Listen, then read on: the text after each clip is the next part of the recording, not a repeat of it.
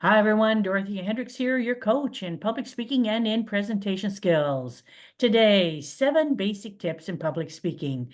If you're a speaker, here are 7 basic tips for you. Tip number one, let your audience know what you're talking about, why you're talking about it, what they will walk away with, and why this is important to them. They need to know why this is important to them. Number 2, give everyone your attention. Everyone your attention. Sometimes we have people sitting to the sides or sitting in the back. Somebody waves at us or somebody smiles at us, and we give them that special package of attention, a smile, extra energy. Oh, we want to make sure we share that with everyone. Now, if you're standing and speaking in a boardroom and you have people sitting around the boardroom table, sometimes you have people sitting on either side and they're so close, they could just fit in your hip pocket. And we forget to look at them because it's just too close. Oh, make that glance, just look around, make sure that you're making eye contact with the people on either side of you, as well as those in front of you. Speaking on a virtual platform like I'm doing now, you make sure that you look through the camera and you're talking to people on the other side. And all I can say is you hope that they're looking back at you, taking in what you have to say. That comes with enthusiasm. That's number 2. Number 3, oh, not rocket science, but it's something that a lot of people overlook, and that is be familiar with your speaking room. Be familiar with your equipment. Get there in advance, depending on the location, or check out with people who have given you the room or have assigned you the room and you can't get there a day before or the afternoon before or an hour before, which is ideal. Check it out. What about the microphone? What about the technology, your slide setup, anything else? If you've got people assisting you, know who they are. Know what the fastest way is to connect with them. Understand your room logistics. Is there construction going on outside? Will people be able to hear you, work with you, be able to follow through on some of your instructions, depending on what you're doing as a speaker, as a workshop facilitator? Make sure you have a handle on the room. And it also now brings me to the next one, step number 4. Where possible, if and where possible, make sure that you adjust the room to the audience that you've got. By that, I mean the chairs. If you have a room set up for 25 people and you only have 5 people show up, woo, encourage people to come and group together at the front where you'll be speaking. If you can and you're there in advance, get some help, get some support, pile up the other chairs, rope them off, do something so that you've got people sitting as a group as close to you as possible. What you want to do is you want to build up group energy, group dynamic. It doesn't happen when people are scattered individually throughout the room. Group dynamics happens when people are together. We are social creatures. And if somebody finds something funny that's sitting beside you, you know what? The next person will find it funny. It kind of ripples and it follows through from person to person. Somebody laughing over in the far left or the far right of the room or at the back, it's not going to resonate.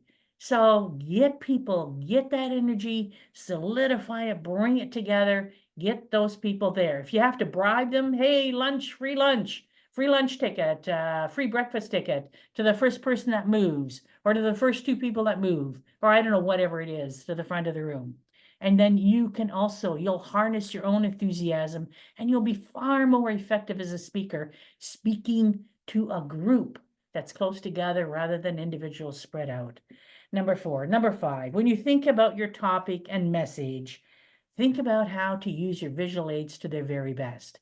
Ask yourself, is this the best slide? I mean, you ask yourself before you're at the presentation, as you're working on it, is this the best slide for this particular point? Is it? Maybe I love the slide, but it isn't the best one to drive home this point. Then you have to make a decision. Put what is most appropriate in its spot. The stories you tell, the slides that you show, the props that you use. In fact, props, make sure that people can see them. If you've got something, just going to pull up this envelope. So many times people will be at the front and they'll say, oh, here's something, and then they'll put it aside. No, people take time to give people time. So here we've got something, you're talking about it, you're pointing to it, you're showing it. We are all at different stages of listening. I might have temporarily been off daydreaming. So you could bring me back with a prop. Make sure that it's here for enough time for me to understand what it is, why it's there, why you're pointing it out. One of the best users of props I've ever seen, John Kehoe. John Kehoe wrote a book. He writes books on positive thinking, different topics like that.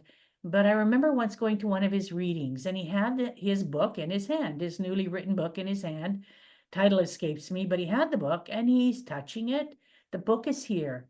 As he's continue, we can see it. We can see the title. We can see him touching it. And he's constantly keeping it in the top of our mind. Then he asks people to stand up and go get copies of his book. Copies of his books were spread around the room on various tables. People went, got a book, came back, sat down, and now they are holding the same prop he is using as he's talking about it. Very effective. And of course, the idea was for him to make a sale. And I think because he got people holding the book, they were still holding the book when he was finished, and the cashier desk was just outside this particular reading room, I think I'm going to venture to say a lot of people walked out simply because they were already holding the book and they bought it and walked out the door. It was cool. Did it very, very effectively. Number 5. Number 6, never jump in with an immediate response. Even in the Q&A, you're comfortable, you're confident with yourself. You want to make sure that you don't jump in, rush in. Keep that confidence, keep that level of calm, keep that level of cool. You know, when you're responding to questions, whether they're friendly questions, aggressive questions, or even hostile questions, you want to keep the same tone and the same pace that shows you're very comfortable in your skin standing in front of your group, standing in front of the people you're speaking to. So never quickly react. Number 7. Know that you are in control. As the speaker, you have the power. You are in control. You have the power to infuse that audience, to share information, make sure that they understand the information by what you've done, how you've organized it, how clearly you're demonstrating your points, the enthusiasm that you have, how you deliver it, and how you share the benefits of what the audience will experience by following through on what you're telling them. Whatever you want them to take away, it's how you do it, because you are the one in control. You are the speaker. You have the power to share the information in whatever way you want to that will help that audience walk away at the end of your talk with more to help their life in a better way than before they sat down before your talk. So those are seven public speaking tips. Until next time, Dorothea Hendriks here, wishing you mountains of success.